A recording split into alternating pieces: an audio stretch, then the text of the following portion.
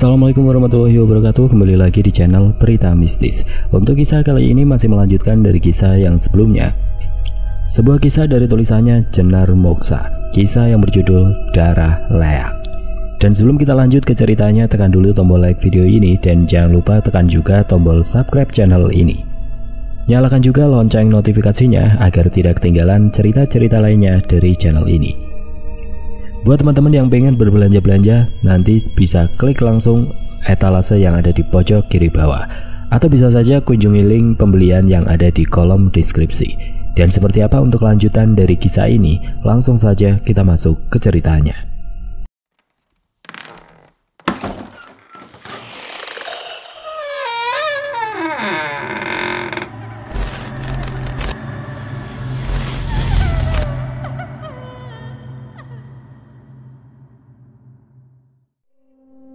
Tidak, Lim, kumohon jangan ikuti kata-katanya, jerit Keulan Widara putus asa. Keulan Widara berusaha membuka tuas pintu sembari terus menggoyang-goyangkan dan menepuk-nepuk. Bledak, brak, brak. Akan tetapi tidak kuasa membuka pintu itu. Remaja dengan mengenakan t-shirt dan celana pendek sebatas lutut itu langsung berlari ke arah jendela naku bermodel lawas.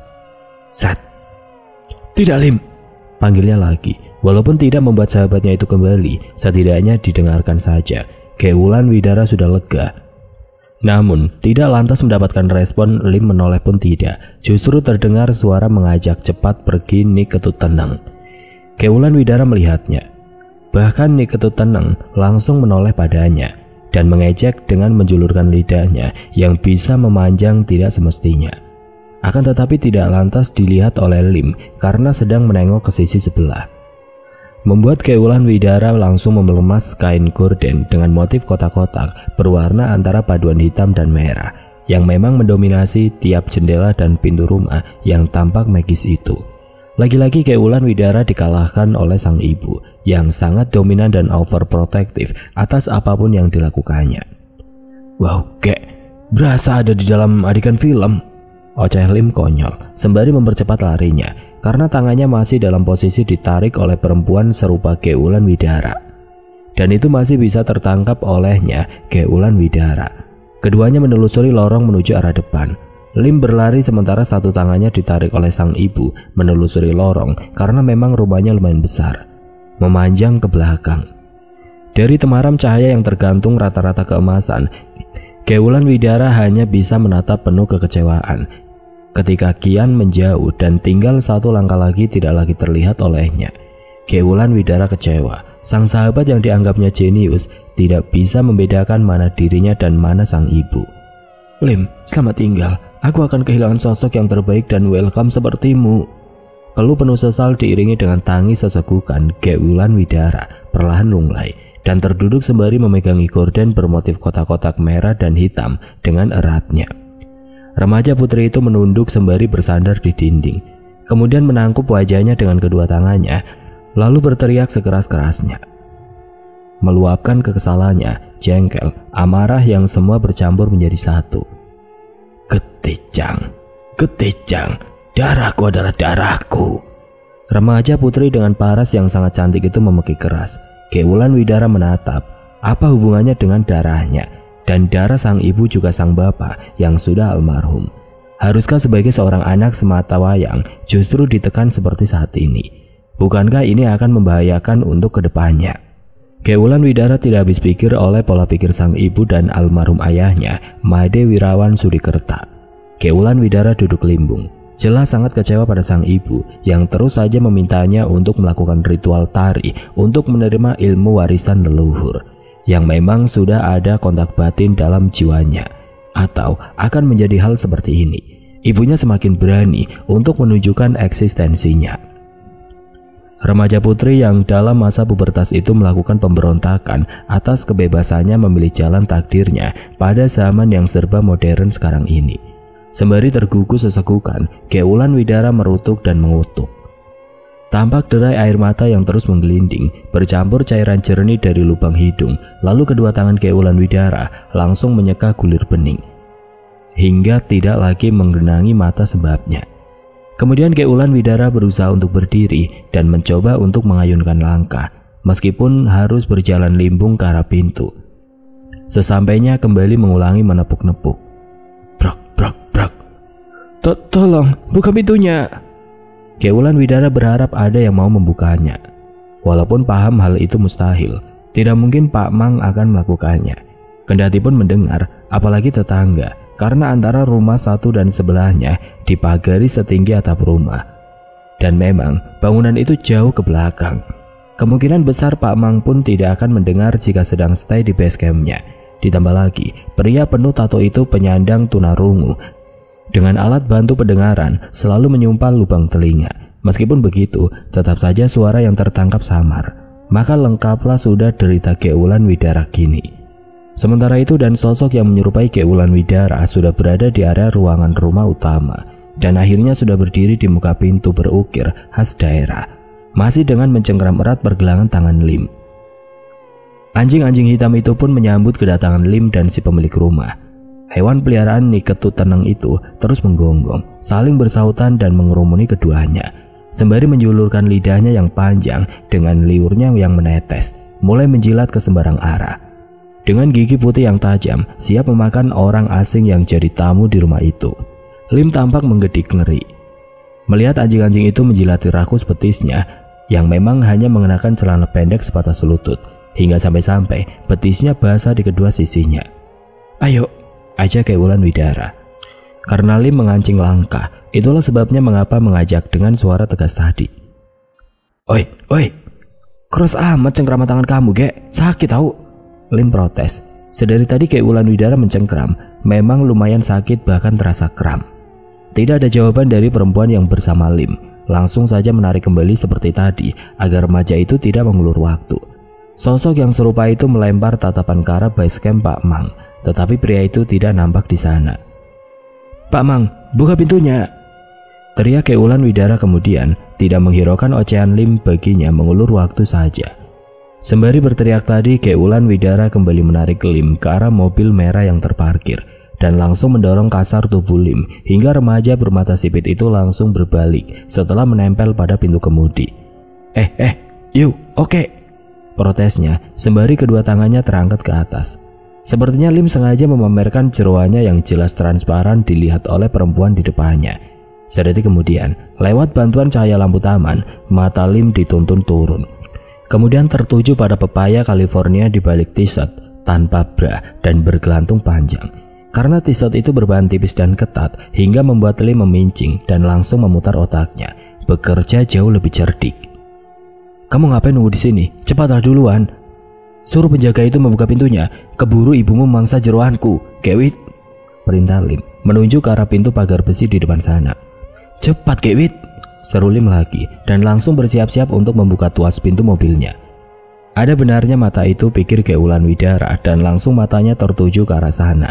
Setelah sebelumnya spontan mengangguk dan mengayunkan langkah, kemudian mulai berlari secepat mungkin diikuti oleh anjing-anjing peliharaannya.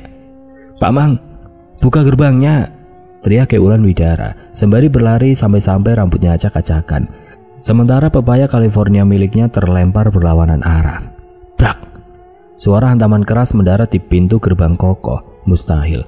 Tetapi nyata, tubuh Keulan Widara mampu menerobos pintu besi. Ketika larinya tadi terlampau kencang dan tidak sempat mengerem saat berada di depan gerbang pembatas. Suara keras tadi membuat Lim menoleh, seketika itu juga langsung nyengir, sembari mengucak matanya hingga beberapa kali. Wow, nyaris. Kemudian Lim buru-buru loncat, masuk mobilnya dengan tangan gemetar, lalu menyalakan mesin mobil dan segera memutar arah. Sementara itu di luar gerbang, tidak mau ketahuan, sosok serupa Keulan Widara itu kembali menerobos masuk dengan pelan. Dan merasa aman karena Lim sudah berada di dalam mobil dan sedang memutar arah untuk segera keluar lewat gerbang yang masih dikunci oleh Pak Mang. Setelah berada di dalam, Keulan Widara langsung menuju ke base camp Pak Mang dan membangunkan pria itu dengan melemparkan wadah anyaman rotan yang masih berisikan beberapa buah apel dan jeruk tersisa tadi. Pak Mang, teriak Keulan Widara dengan mulut menganga lebar. Bukakan gemboknya, jerit Keulan Widara lagi. Sementara wajahnya menyiratkan bahwa dirinya sedang berkamuflase menggunakan wajah sang anak. Spontan Pak Mang tercengkang. Tadi posisinya duduk dengan wajah ditekuk ke atas ke meja. Dengan kedua tangan menopang kepala, pria penuh tato itu terkejut bukan kepalang ketika keranjang rotan tadi mendarat telat di kepalanya, beserta beberapa buah yang ikut menghajar tubuhnya. Kemudian langsung berdiri dan mendekatkan wajahnya tepat di wajah Ki Wulan Widara yang ada di depannya. Dengan mata melotot, Pak Mang tidak percaya dengan ini. Ini Ketut? Pria penuh tato itu pun langsung kaget, lalu menyingkirkan kursi dan langsung melaksanakan perintah tanpa perlu lagi bertanya pada sosok di depannya. Pak Mang pun langsung berlari dan dengan tangan gemeteran secepatnya membukakan pintu gerbang. Dada pria itu pun kembali harus merasakan ketegangan berpacu dengan rasa kekhawatiran membumbung setelah gerbang terbuka lebar dan menyingkir. Lalu Pak Mang menoleh ke arah mobil merah yang sudah standby. Lampu jarak jauhnya sangat menyilaukan mata hingga membuat Pak Mang menyipitkan mata. Sembari membenahi alat bantu pendengaran hingga akhirnya dengan jelas terdengar suara gas sedang dimainkan. Tidak lama berselang, mobil merah itu perlahan kian mendekati arah di mana Ki Wulan Widara berdiri. Sudah menunggu di pinggir gerbang area luar. Tampak di pinggir jalan Ki Wulan Widara ditemani beberapa ekor hewan setianya yang tidak henti menggonggong. Sudah tidak sabar menunggu kedatangan mobil milik Lim. Lim sedikit banyak tahu tentang Ki Wulan Widara dan juga problematika kehidupan teman seangkatan dengannya itu. Bahkan Lim adalah teman yang mampu memberikan pikiran positif ketika sahabatnya merasa tidak sanggup untuk berdamai dengan sang ibu yang masih dengan pikiran menjunjung tinggi darah yang mengalir dari leluhurnya dan wajib untuk meneruskan. Sementara itu di halaman, Lim langsung menginjak gas menuju ke arah gerbang yang sudah terbuka lebar. Tidak bisa dipungkiri, dada remaja bermata sipit itu pun berdegup tidak beraturan. Ketakutan kini baru dirasakannya. Tuhan, berkatilah dan lindungilah hambamu ini. Berikanlah kesempatan padaku untuk melarikan diri, gumam Lim sembari mencium pucuk jemarinya sebelum menginjak gas tadi, dan mobil pun melaju kencang, berbelok arah dan langsung meninggalkan rumah milik sahabatnya itu. Brengsek, manusia celeng itu menipuku, teriak Ni Ketut tenang merasa tertipu dan langsung berubah menjadi sosok manusia yang hanya dengan jeroan bergelantungan, lalu melayang di kegelapan malam. Sementara itu mobil merah sudah menjauh, membawa Lim pergi kian menjauh. Lim berteriak keras sembari menengok kaca jendela kiri dan kanan. Aman, batin Lim lalu menoleh ke jok belakang. Tidak lama berselang, kembali terdengar berulang euforia tadi. Lim merasa lega sembari memukul stang bak sedang menabut drum. Lim sudah memacu mobilnya dengan kecepatan tinggi, ditemani kerasnya dentuman musik milik band Superman is Dead dengan volume penuh.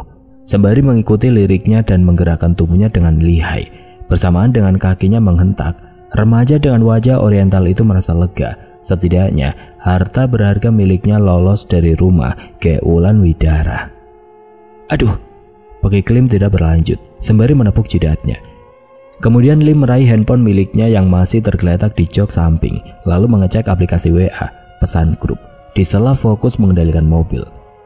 Sial, Lim mengumpat jengkel. Rupanya teman-temannya sudah beberapa menit yang lalu mengakhiri percakapan. Lim, kita meluncur ke TKP. Lim, kita sudah bawa nyawa cadangan. Itu pesan terakhir yang mereka tinggalkan di WhatsApp beserta puluhan emoji stiker. Aku harus menelpon, seru Lim, dan beralih dari aplikasi WhatsApp langsung menekan nomor telepon milik salah satu kawannya yang tadi ingin ikut uji nyali dengannya di rumah Ki Wulan Widara. Lim tidak mau jika kawan-kawannya itu sampai di rumah Ki Wulan Widara lalu tertipu ketika mendapati Ni Ketut tenang masih menyerupai teman mereka. Lim tidak mampu untuk membayangkan apa yang terjadi. Ayolah komong sialan, angkat, woi, umpat Lim sembari menepuk stang ketika tidak juga ada respon. Putu, Cik, sudah mati apa? Lim kembali berteriak merasa gusar. Lim tidak mau hal seperti tadi yang dialaminya akan menimpa temannya. Itulah sebab langsung menelpon dan ingin memberitahu, tapi sialnya tidak kunjung ada yang menjawab teleponnya. Padahal sudah beberapa kali dilakukannya hingga berpindah ke nomor kawan yang lainnya. Terhitung 3 kali Lim mengulangi pada nomor berbeda, masuk, akan tetapi tidak diangkat. Tidak berpikir panjang, Lim langsung memutar arah mobilnya setelah di persimpangan untuk berbalik arah ke rumah Ki Wulan Widara. Ditemani musik Superman is Dead, Lim terus memacu mobil dengan kecepatan tinggi, bak seorang pembalap liar di jalanan. Oh my god, Tuhan, berkati dan lindungilah perjalanan hambamu ini. Tarik, jerit Lim setelah memohon perlindungan akan keselamatannya.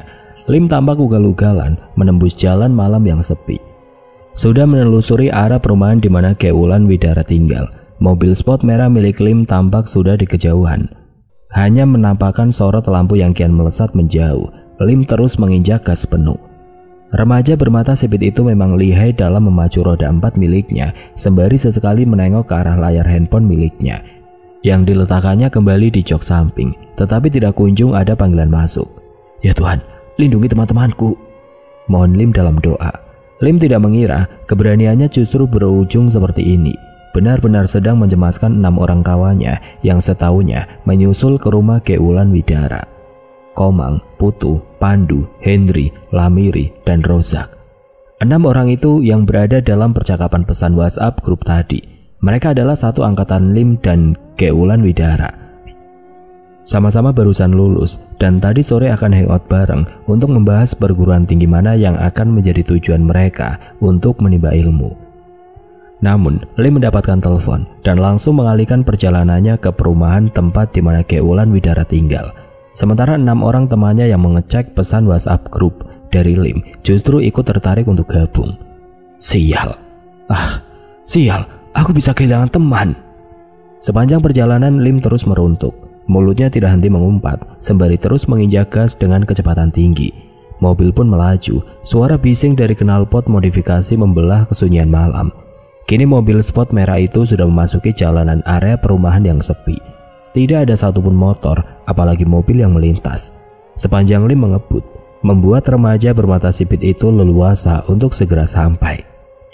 Sementara itu, tadi, Niketu Tenang yang awalnya menyerupai Kewulan Widara dan langsung berubah wujud aslinya ketika Lim jauh lebih cerdik. Akhirnya perempuan itu tidak mengejar remaja konyol yang tadi jantungnya berdegup kencang di depan matanya. Tembus pandang oleh mata telanjangnya dan tampak sangat lezat untuk segera mengambil olehnya. Namun Lim berhasil menghindar dengan cara mengelabuhinya. Cicing Polone, anak zaman sekarang tidak beradab. Hati-hati Ci, tidak sekarang, nanti juga kamu akan mati. Niketu Tenang terus mengeluarkan sumpah dari mulutnya, sembari berterbangan, matanya jelalatan tertuju jatuh ke bawah untuk mencari sasaran. Anjing, biadab, umpatnya berulang dengan posisi mengangkasa. Niketu Tenang tidak berhasil mendapatkan manusia yang akan menjadi target sebagai pengganti Lim. Rupanya perempuan itu sedang sial dan lebih sering sial seiring zaman kian modern. Kepercayaan orang-orang sedikit demi sedikit semakin luntur akan rasa ketakutan atas kekuatan supranatural dari orang-orang tertentu. Sepertinya Niketu Tenang malahan tidak terlalu digubris, padahal eksistensinya masih terus dijaga oleh para pewarisnya, termasuk Niketu Tenang dan Kewulan Widara pun harus tetap menjaga eksistensi itu. Orang-orang yang tidak merasa takut itu termasuk Lim. Hal itu tentunya bisa meniadakan panggung bagi kelompok mereka. Terdengar kembali Niketu Tenang mengumpat. Suaranya terdengar berbeda, jengkel atas kejadian tadi hingga membuatnya harus bekerja ekstra keras dan hati-hati seperti sekarang ini jika ingin masih menghirup udara segar besok dan seterusnya. Kejengkelan Niketu Tenang sampai di ubun-ubun, merasa dendam pada Lim yang justru memperlakukan setara level setan murahan yang mati akibat gantung diri atau kecelakaan dan biasanya hanya gentayangan tanpa punya darah leluhur yang dibanggakan seperti golongannya. Jalanan benar-benar sepi, seperti tempat pengabenan saja, hingga akhirnya Niketu Tenang harus menelan pil pahit dan terus melayang ketika tidak mendapati sosok manusia yang bisa jadi santapan pengganti Lim. Memang, jika sudah terlanjur seperti ini, maka Niketu Tenang tidak bisa jika memaksa daging mentah atau meminum darah segar sudah menjadi keharusan. Dengan nafas memburu dan mata menyala atas gelapnya malam, Niketu Tenang semakin jauh melayang, tetapi tinggal tampak serupa bola lampu seukuran bola sepak. Pijar bola sepak itu melesat kian menjauh, kemudian lenyap di area deretan rumah penduduk. Rumah-rumah dengan model sederhana dan target pun didapatkannya. Niketu Tenang mendarat dengan mulus, kedua tangannya menopang tubuh dengan sempurna, lalu melayang pendek arah depan. Tidak lama berselang tampak sepasang mata di balik dinding beton sebatas pinggang, sepasang tangan pun muncul di samping mata melotot itu. sementara ususnya dibiarkan begitu saja, bergelayut, menempel pada dinding beton tempatnya mengintai. Sepasang mata itu mengamati kiri dan kanan, berputar mengelilingi area bangunan terpencil yang ada di belakang rumah seorang penduduk yang tidak dikenalinya. Sangat sepi, membuat leluasa gerakan si pemilik mata itu. Bangunan di depannya itu berbentuk persegi panjang dan seluas 5 kali 6. Sepasang mata tajam itu mengikuti kemana arah incarannya bergeser karena ketakutan luar biasa. Tampak pemandangan menakjubkan. Beberapa hati dan jantung di depan mata dan tampak transparan. Bergelantungan bak buah anggur yang menggoda untuk segera diambil, membuat liur pemilik sepasang mata itu menetes, tidak sabar menunggu nanti. Sepasang mata melotot itu milik Nyi Ketut Teneng. Perempuan itu memindai sekitarnya. Ketika sudah merasa aman, barulah akan beraksi. Tidak lagi mau ceroboh seperti Made Wirawan Sudikerta atau nyawanya taruhannya dan menyusul suami ke alam kelanggengan. Nyi Ketut Teneng masih ingin berlama-lama menikmati keindahan dunia dengan takdirnya yang istimewa dari lainnya. Getih, getih, getih, gumam Nyi Ketut Teneng, pelan dan dengan suara bergetar ala perempuan tua leluhurnya dan setengah mendesis. Ceks. Tidak butuh waktu lama, satu tangan Nyi Ketut Teneng langsung merogoh. Bersamaan dengan kepala dan ususnya yang bergelantungan ikut masuk ke dalam bangunan 5 kali 6 dan secepat kilat, satu tangannya langsung mencapi kasar setelah merogoh terlebih dahulu, tepat di area vital salah satu incarannya. Bersamaan dengan suara tadi, jantung incarannya pun sudah tampak bergelayutan, dengan hati sudah berpindah ke tangan Nyi Ketut Teneng dan diangkatnya tinggi dengan mulut langsung terbuka lebar, siap untuk menikmati sensasi lezat di tangannya. Getih, getih, suara itu keluar dari mulut Nyi Ketut Teneng. Tidak lama berselang berganti suara kecapan. Nyi Ketut Teneng meringsut ke tepi dinding beton sembari mengunyah rakus hingga mulutnya berlumuran darah. Nyi Ketut Teneng tidak lagi peduli dengan suara teriakan kawan dari korbannya barusan. Kawanan hewan berkaki 4 dengan lubang hidung ke atas itu langsung gempar, terus memperdengarkan suaranya supaya mendapatkan pertolongan. Benar saja, dari arah belakang rumah tampak sorot senter mengarah ke arah sumber suara berasal. Bangunan 5 kali 6 yang ada di belakang sana sekitar 15 meter jaraknya dari rumah utama, tempat di mana ternak babinya berada. Bisa, teriak seorang pria di sana dan mengayunkan langkah lebar menuju bangunan miliknya yang memang berjajar di area belakang. Sementara Nyi Ketut Teneng yang serupa leak masih asik menikmati jeroan dengan darah mengucur membasahi dadanya. Tampak mata Nyi Ketut Teneng jelalatan. Perempuan itu masih tertarik dengan jantung babi-babi yang ada di depannya. Bergelantungan, sangat menggiurkan. Ditambah lagi perut Nyi Ketut Teneng masih muat untuk 3 jantung lagi.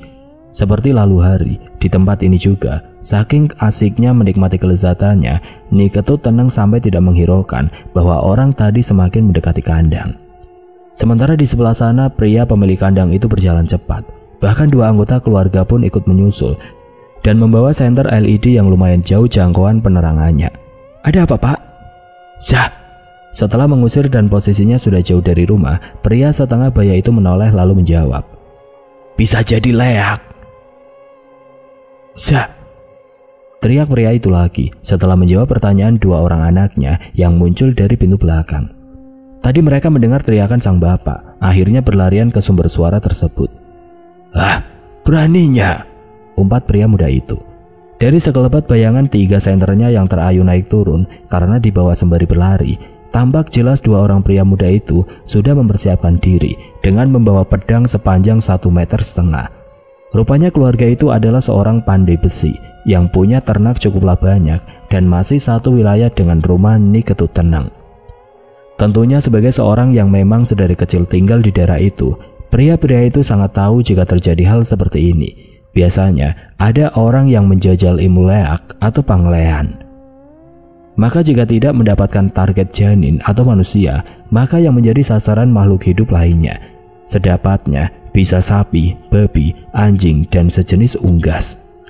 Membuat kemarahan pemilik kandang itu, ulah leak itu nantinya akan membuat babinya mati lagi seperti kemarin-kemarin.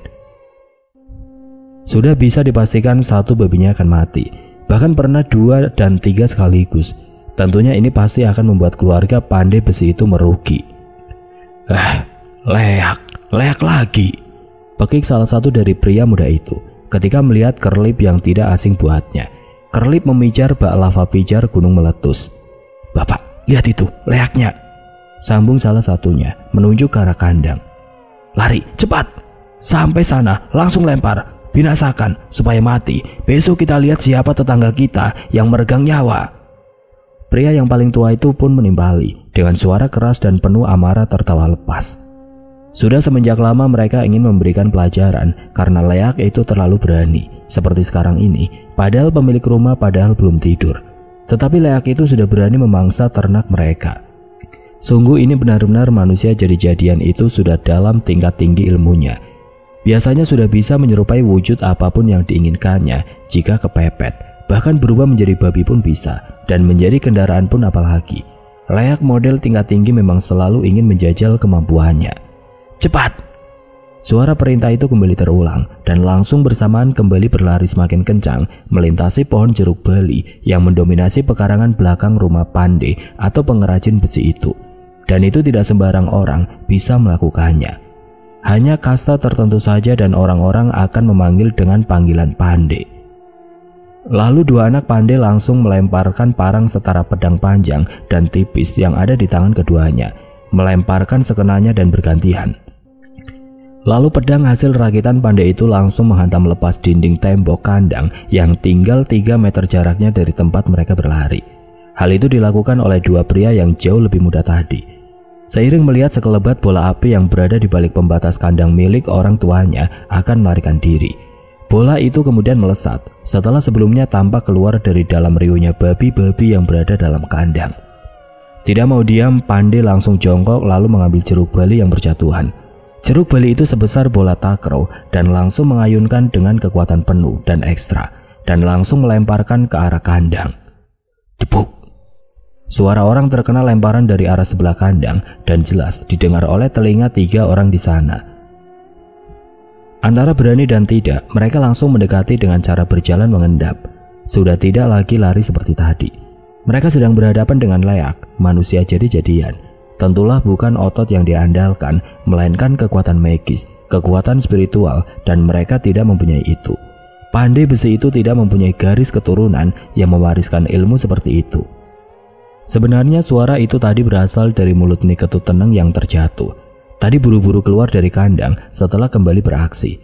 Tetapi punggungnya terkena hantaman keras buah jeruk bali, lumayan sakit, dan mampu membuatnya merasa terancam dan langsung berubah wujud, membentuk bola dan menggelinding di permukaan tanah.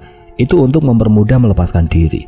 Kemudian Niketut Teneng melayang dan langsung dalam sekejap saja sudah mengangkasa. Sembari tersenyum mengerikan, perempuan yang kini mengerikan itu bicara berulang. Aku kenyang darah, aku kenyang darah. Di bawah langit ketinggian sana, tampak kobaran api seukuran bola sepak itu kian jauh dan semakin menjauh. Niketut Teneng kembali bisa lolos dan meninggalkan 3 orang pria yang merasa kehilangan. Dengan berteriak-teriak karena 2 ekor babinya telah melayang lagi. Awas datang lagi, awas kamu datang lagi. 3 orang pria itu berteriak berbarengan, suaranya menggema sampai ke telinga Niketut Teneng yang justru jumawa dan ingin kembali menjajal kemampuannya lagi. 3 orang yang kini sudah berada dalam kandang itu kembali mengancam sosok leak yang sudah serupa bola sepak itu. Justru kembali dan berhenti mengangkasa di atas atap rumahnya. Berani sekali lagi datang, mati kau, dasar iblis, pekik Pandey. Sementara 2 anaknya mengarahkan senter LED ke atap rumah dan membuat mata Niketut Teneng silau. Tetapi tidak lantas membuat 3 orang di sana melihat apalagi mengenali wajahnya yang sudah berupa bola api. Niketut Teneng justru menahan tawa, merasa sangat bangga sudah membuat keluarga itu kembali kehilangan untuk yang kesekian kalinya, tanpa tahu bahwa dia pelakunya. Tadi Niketut Teneng kembali merogoh 1 jantung babi lagi dan membawanya pergi untuk oleh-oleh. Dibawanya melayang pulang, namun teriakan Pandey membuatnya berbalik arah. Namun tidak terlalu lama Niketut Teneng mengejek, memutuskan untuk menjauh pergi dari rumah pria yang dikenalnya itu. Spontan kandang itu pun langsung riuh oleh ketakutan beberapa ekor babi lainnya. Ketika pemiliknya mengevakuasi keluar, 2 ekor babi indukan yang paling besar sudah tewas tanpa jeroan dan usus lagi. Sementara itu di rumah Megis milik orang tua Geulan Widara, tampak 3 mobil sport sudah berbelok dan berhenti di depan gerbang besi kokoh dan membunyikan klakson berulang kali. Mobil-mobil itu milik kawannya Lim yang sudah lebih dulu sampai. Mereka masih melihat ada mobil merah milik Lim di dalam sana. Hendri, Putu, dan Pandu, 3 remaja pria itu adalah pemegang kemudi 3 mobil berjajar di depan gerbang besi. Sembari tertawa lepas dalam mobil masing-masing, 6 orang remaja pria itu menikmati kegaduhan ketika sang pemegang kemudi langsung membunyikan klakson berulang. Dengan suara musik memecah kendang telinga, menambah euforia mereka. "Sialan, Lim sudah sampai dari tadi," umpat Komang sembari terus-menerus memencet tombol klakson. Itu karena mobil Lim masih terparkir. Memang Lim tidak tampak, tetapi mobil merah yang ada di sana sangat dikenali oleh 6 orang remaja itu, dan itu memang milik Lim. Namun itu pikir mereka, rombongan remaja ugal-ugalan itu, dan terus membunyikan klakson seperti sedang berada di jalanan mengikuti pawai. Tanpa mereka sadari, ulah iseng itu membuat Pak Mang yang berada di dalam base camp yang tepat di samping gerbang mendengar dengan sangat jelas. Padahal beliau adalah penderita tunarungu. "Siapa lagi itu? Cari mati saja anak zaman kene," omel Pak Mang mengenakan logat Bali yang sangat kental. "Aku harus menyuruh mereka pulang. Kasihan jika mereka harus mati," gumam Pak Mang. Setelah itu Pak Mang langsung ke arah gerbang. Namun ketika melihat sorot lampu begitu terang menerpa ke depan sana, sejenak Pak Mang tertahan dan menoleh ke arah mobil merah di sana. "Aduh, aku telat," keluh Pak Mang. Niat baiknya pupus sudah. Memang bagi orang awam melihat mobil itu nyata adanya, akan tetapi berbeda dengan Pak Mang yang sudah paham dan punya kemampuan untuk melihat hal seperti itu. Dengan berat hati Pak Mang berjalan ke gerbang ketika sosok yang serupa mobil merah itu menunjuk ke arahnya. Tanpa bicara, sepasang mata melotot dengan kuku tajam dan ususnya terburai, sementara mulutnya penuh darah. Jelas terlihat dari temaram lampu variasi 3 mobil yang terus saja tidak hentinya membunyikan klakson. 2 kali Pak Mang mendorong gerbang dan terbuka lebar. Sontak 3 mobil berjajar itu pun langsung masuk satu persatu. Pak Mang sengaja tidak menutup pintu itu, walaupun tampak sosok yang serupa mobil merah itu memberikan perintah kepadanya untuk menutup gerbang kembali. Pak Mang tidak menghiraukan. Pria tua itu pura-pura menjatuhkan pandangan ke arah lain ketika sosok itu berusaha mengintimidasinya dengan menunjuk sembari memberikan perintah lagi. "Tutup pintunya, cicing." Walaupun dikatain dengan bahasa tidak pantas, Pak Mang tidak menghiraukan. Berjalan pelan menuju basecamp miliknya. Tidak bisa dipungkiri hatinya tertahan pada remaja yang berada di dalam mobil-mobil itu. Di salah satu mobil seorang remaja merasa janggal dan mulai takut oleh keisengan mereka. "Tuh, kok rasanya ngeri sedep ya?" celetuk salah satu kawannya yang duduk di sampingnya. Putu tidak menjawab, tetapi langsung mengecilkan volume musik dan menunduk mengamati sekitarnya. Bersamaan dengan itu, anjing-anjing penjaga rumah yang diamatinya langsung menggonggong bersahutan. "Iya juga," Putu menimpali ucapan temannya. Keduanya belum turun dari mobil. Sementara itu, tampak Pandu dan Hendri sudah mulai keluar dari dalam mobil satu persatu, bahkan melangkah mendekati pintu utama tanpa memperdulikan keberadaan Pak Mang tadi. Putu dan satu temannya masih memantau kondisi sekitarnya, sepi, mencekam. Itu yang keduanya rasakan. Dan yang paling menjadi perhatian keduanya adalah mobil Lim. Entah dari segi mana, kedua remaja pria itu merasa janggal dengan mobil yang berada setengah meter tepat di depan bumper mobilnya, yang masih dengan posisi lampu variasi jarak jauh melayang terang menyilaukan mata. Sementara itu 4 ekor anjing berbadan besar itu mengiring 4 orang tamu di rumah itu. Sementara 2 lainnya masih berada di samping kiri dan kanan mobil Lim. Matanya menatap nyalang ke arah Komang dan Putu yang masih menyalakan lampu mobilnya. Bahkan sengaja jaraknya dimainkan oleh remaja itu. Tampak keempat remaja itu masih berdiri di depan pintu utama berukir khas daerah setempat, membiarkan lidah anjing-anjing itu menjilati tangan dan kaki ke sembarang arah. Beberapa lama Komang menekan tombol hingga 3 kali dan kembali dilakukannya. Akan tetapi belum juga ada yang membukakan pintu. Tidak lama berselang, Pandu iseng mendorong pintu berukir itu dan terbuka pelan. Kret.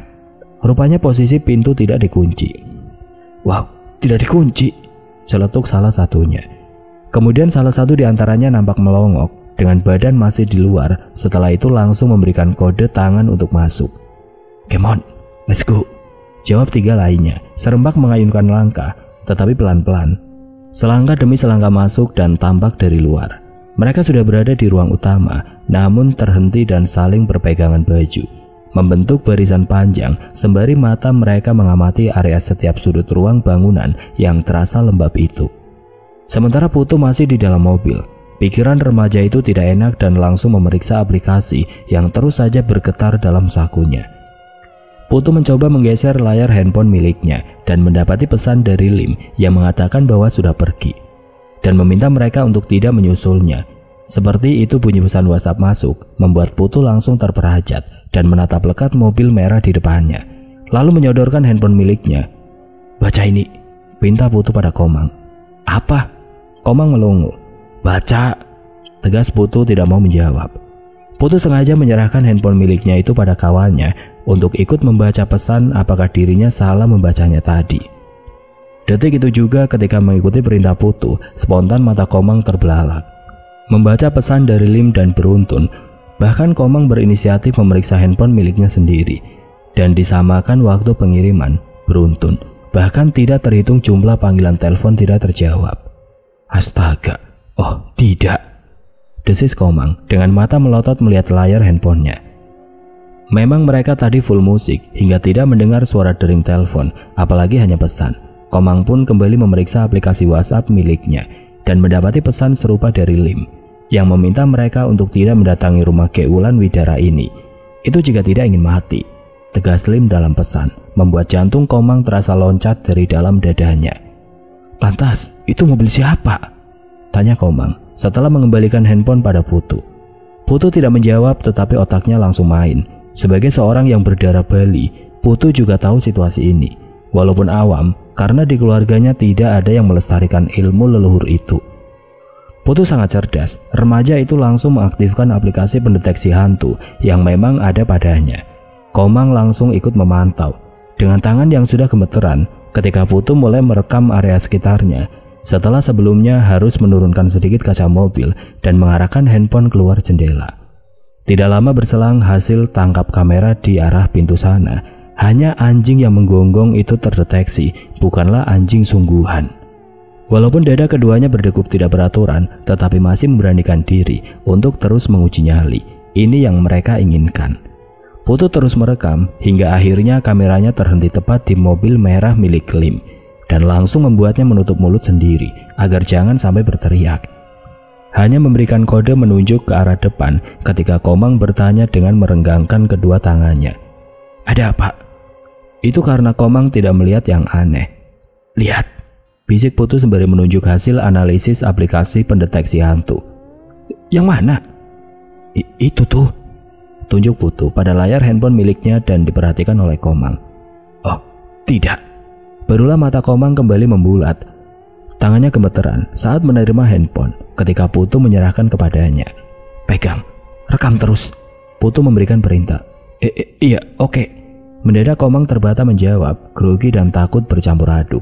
Putu langsung menyalakan mesin mobilnya dan memainkan gas sehingga terdengar bising sampai ke telinga Pandu, Hendri, Lamiri dan Razak yang sudah menelusuri lorong menuju ke arah belakang rumah besar itu. Putu terus menginjak gas. Dimainkannya seperti akan balapan, begitu juga dengan lampu, tidak luput dimainkannya antara jarak dekat atau jauh. Sementara Komang masih melakukan tugasnya, merekam dan terarah pada satu titik. Setengah meter saja jaraknya, tertuju pada mobil merah serupa milik Lim. Bahkan kini Komang memegang dua handphonenya dan yang satunya sedang merekam video, standby, menunggu detik-detik apa yang akan dilakukan oleh Putu. Sementara itu Putu menarik nafas dalam-dalam. Setelah sebelumnya merekatkan sabuk pengamannya, remaja itu akan mengambil tindakan karena tahu di depannya itu bukanlah mobil Lim, tetapi... Oke teman-teman, sampai di sini dulu ceritanya. Nantikan kelanjutan kisah ini di video berikutnya. Agar tidak ketinggalan, klik tombol subscribe channel ini dan nyalakan lonceng notifikasinya. Wassalamualaikum warahmatullahi wabarakatuh.